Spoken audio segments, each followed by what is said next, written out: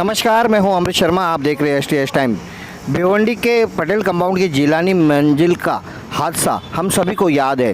पिछले साल ये हादसा हुआ। इस बिल्डिंग में 40 फ्लैट थे और 150 से ज़्यादा लोग इस बिल्डिंग में रहते थे। हादसे से 40 से अधिक लोगों की मौत हो गई थी और जिलानी बिल्डिंग के लोगों को बचाव कार्य किया गया, जहां पर NDRF की टीम ने लोगों की जान बचाई। फिर भी 40 से अधिक लोगों की मौत हो गई।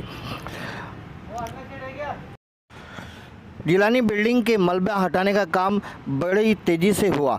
महानगर पालिका ने मलबा हटाने का काम तो किया, मगर कुछ ही दिनों में काम बंद हो गया। मलबा पिछले 1 साल से उसी जगह पे पड़ा हुआ है। आधा मलबा हट गया, आधा मलबा वहीं पे पड़ा है और आसपास की बिल्डिंगों को भी इस मलबे से खतरा मंडरा रहा है। आसपास की जो बिल्डिंग है, उस बिल्डिंग को इस मलबे से अब खतरा मंडरा रहा है।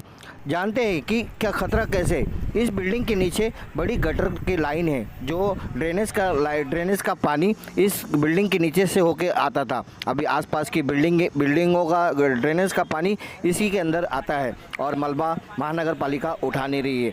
महानगर पालिका का कहना है कि कोई ठेकेदार मिले तो ये ठेकेदार उसी मलबे को उठा लेगा, लेकिन ठेकेदार कोई सामने आने के लिए तैयार नहीं। महानगर पालिका का अनदेखापन सामने नज़र आ रहा है। इस वार्ड के नगर सेवक सुमित पाटिल ने आज इसका दौरा किया और मलबे का जायजा लिया और खतरा मंडरा रहा है। उन्होंने कहा, आइए जानते हैं भिवंडी के सुमित पाटिल ने, नगर सेवक ने क्या कहा इस मलबे को लेकर और महानगर पालिका को निशाना साधा। जो जिलानी बिल्डिंग गिरी थी उसका मलबा अभी तक यहाँ दिख रहा है। महानगर पालिका ने अभी तक उसको उठाया नहीं है और दूसरी पास में भी 2 धोखाधड़ी इमारत है, जिससे आने वाले मानसून में फिर से बिल्डिंग गिरने की आशंका है। क्या कहना है सर आपका? देखिए, आज हम यहाँ पे दिलशाद भाई, KK जी है, शाहिद है और सभी जो ग्रुप है पटेल कंपाउंड का, आज उन्होंने दरख्वास्त की कि आज पटेल कंपाउंड में आज आके जो मलबा गिरा था पिछले साल, जो जिलानी बिल्डिंग गिरी थी, उसकी परिस्थिति आज मैं देख रहा हूँ कि वैसे के वैसे ही है। कमिश्नर साहब बोलते हैं कि ये जो मलबा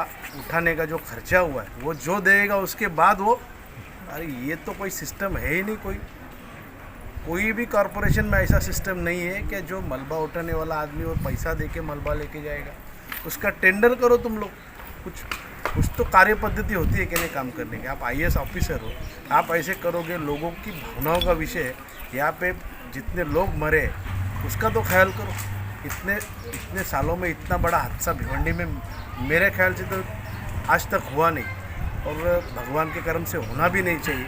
लेकिन आज यहाँ पे परिस्थिति ऐसी है कि मलबे के वजह से पिछले जो आगे पीछे जो बिल्डिंग है उनका पानी पास नहीं हो रहा है। सब उनका जो अंडर ड्रेनेज सिस्टम है वो सब अटका है। पानी किधर भी पास नहीं, वो पानी वापस उसके इसमें जा रहा है, प्लिंथ में जा रहा है। मतलब वो बिल्डिंग की भी प्लिंथ कमज़ोर हो रही है। ये आगे करके और एक जिलानी बिल्डिंग का हादसा होना चाहिए क्या? मैं आपके माध्यम से माननीय कमिश्नर साहब को दरख्वास्त करना चाहता हूँ कि जल्द से जल्द इसका निर्णय लो। जल्द से जल्द ये मलबा उठाने का काम कॉरपोरेशन करे और लोगों को बचाने का काम करे। ये जो लोग यहाँ पे रहते हैं, जिनके साथ हादसा हुआ, उनको पता है कि गए साल की परिस्थिति यहाँ पे क्या थी। सब आके गए मंत्री, पालक मंत्री, ये मंत्री, वो मंत्री, लेकिन उनका काम नहीं हो पा रहा है ना। सामने ये बिल्डिंग है, इसका टोरेंट ने मीटर काट के रखा है। मतलब वो लोग भी खाली करके जाए।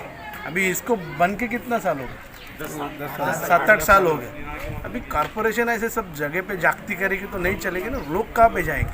और कोविड का समय है, लोगों के पास खाने के लिए पैसा नहीं है। तो तुम बोलोगे कोई कॉन्ट्रैक्टर आए और वो मलबा लेके जाए, तो कॉरपोरेशन की कुछ जवाबदारी नहीं है।